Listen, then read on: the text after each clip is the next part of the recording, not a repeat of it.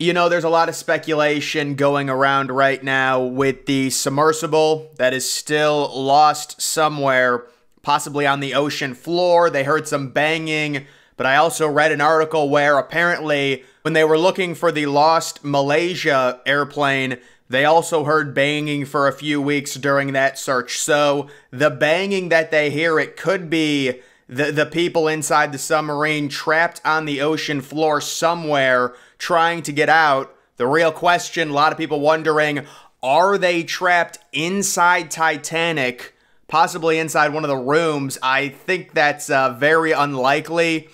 My guess is the thing either imploded or right now they are stuck on the ocean floor with extremely limited oxygen at this point. That's what I would say based on what I've read. You can see OceanGate Expeditions. They've got a Twitter. This was kind of something that came out earlier today. Titan Sub OceanGate CEO didn't want to hire 50-year-old white guys like other submarine companies because they're not inspirational. To be fair about this quote, so, you know, people getting angry about this for sure. I think he just wanted younger people. I mean, look at where that's gotten them. You know, now they're trapped. But yeah, I think this was less about like, you know, he mentions white guys. I think it's less about race, more he wanted younger people in general. But yeah, that's not a good quote considering what's happened.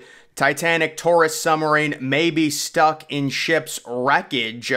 There's a lot of debris within the wreck of Titanic. It could have even, as it was going around the ocean floor, the bow of the ship, it might have even gotten stuck in some type of debris. I don't think Titan, the submersible, is small enough to really go into the actual Titanic ship. You wouldn't do that, but it could be stuck on one of the sides or somehow stuck within some of Titanic's debris that would be located near it. Or it could be completely, one of the other things they were saying last night, the currents within the ocean could have pushed it and it could be floating on the ocean floor somewhere unknown. Of course, if that is the case, if it is on the ocean floor, it's impossible to rescue. There's only, I believe, 3 submarines that can go that deep anyways, and this is one of them. And you would not be able to bring that thing to the surface. If it sprung a leak, everyone's already dead due to the implosion with the air pressure. So there's really not a lot of hope. The only thing you can hope is that it's somewhere bobbing slightly above the surface with no power, because otherwise it would ping and they'd be able to find it. The only hope would be there's no power and it's above the surface just barely, and it's kind of like a needle in the haystack in the Atlantic Ocean. The Titanic wreck is in a very remote spot of the Atlantic Ocean. Of course, I say that just in general, oceans are so huge, especially if you go towards the middle of them, which is where the wreck is located at. Under 20 hours of oxygen left in the missing tourist submarine as banging is heard. Again, that banging might be something else in the water. They've had this issue several times with other rescue missions where they hear banging every 30 minutes and it doesn't end up being it. If the banging is legitimately coming from human beings in the submarine, there could be a number of areas they could be. They could be on the ocean floor. They could be stuck on some type of debris halfway in between the ocean floor and the surface. And with the oxygen running out, it's a massive, massive problem. And then we do have this stepson of missing billionaire on Titanic submarine shares that he attended a Blink-182 concert. It might be distasteful being here, but my family would want me to be at the Blink-182 show. Yeah, I don't even know what to say about that. I mean, if you're a stepson of a billionaire and the dude is missing, wouldn't it be in your best interest just to lay low? Or even if you go to a frickin' Blink-182 concert, wouldn't you just, you know, maybe not post it on, looks like he posted it on Facebook or something, but just a strange story there. And then the OceanGate Expeditions released a statement talking about them trying to bring it back. Apparently the Coast Guard, the United States Coast Guard, is going to update the situation this afternoon. We'll have to see if anything comes of that. But the time is ticking for this.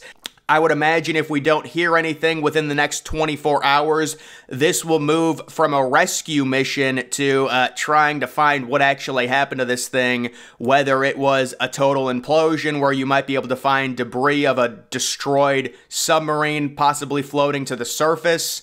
That's kind of how I would see it. I mean, the problem with the ocean, it's just so big. There's things that get lost, like the Malaysia flight. They don't even know where that thing is. And the likeliness of that is that thing is in the ocean somewhere, but it's on the ocean floor, so it's impossible to find. That could be what ends up happening to this submarine. This could be one of the quote-unquote greatest mysteries to where we never see the thing again. That's just how big the ocean is, and if a current got it, especially when it was at the bottom, or maybe it goes off course, apparently an hour 45 minutes into its dive down to the Titanic, which normally takes about 2 to 2.5 hours, is when it lost signal with its mothership, and that is when the problem started. There are very rich people on this, so, you know, there's a lot of people arguing about the whole thing. Listen, it is hard. It's a little... It's hard to associate with this type of disaster. That's what I will say, because if each ticket costs $250,000, how many people are really affording that, you know, to go on there? But there is a 19-year-old young man on there, so that is a very, very sad story, no doubt. But there's definitely people arguing on Twitter about it and stuff like that. Like, I mean, you're paying $250,000 to go down there, and you've got a dinky little controller, and then you've got the dude coming out and saying he wants younger people. Well, I mean, especially for something like that, maybe you want the more experienced people rather than... I don't know. That was a weird quote. I think he was more talking about age than race, but, I mean, people are going to take that a certain way.